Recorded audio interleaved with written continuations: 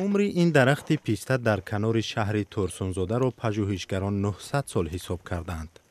آن از کهنسال‌ترین درخت در تاجیکستان است که حالا شامل رویخط ویژه درختان از 100 ساله بالا شده است. با فرمایش کمیته حفظ محیط زیست نزد حکومت جمهوری تاجیکستان در حدود شهر ترسونزاده پاسپورت شناسنامه درخت‌های کهنسال یعنی از 100 سال زیاد شماره کردیم. این درخت‌ها در حدود شهر زیاده است، 20 نمود هستند.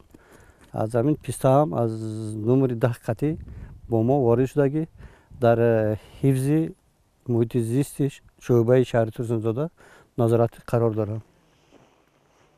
درختان بزرگسال در تاجیکستان اکثرا تنها در مکان‌های باقی مانده است که ساکنان آنجا را مقدس می‌دانند. درخت پیسته 900 ساله نیز در نزد مقبره منسوب به یک عالم اسلام با نام خواجه نقشران قرار دارد. این درخت‌هایی که در قدمجوهای بزرگ خواجه بالگردان بابا است، ماده شیخ مظفر است، خواجه شیخ مظفر، خواجه نقشبند، آدم‌ها بسیار وای دارد، اعتقاد قطعی دارد و همه زمانه آمده زیارت میکند.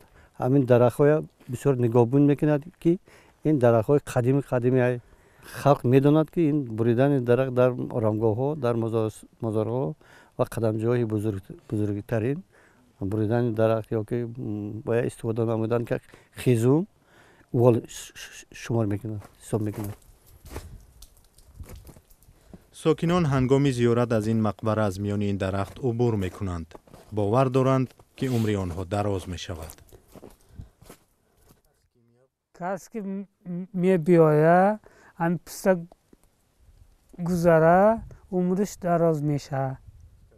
مردم هم خیلی فکر داره.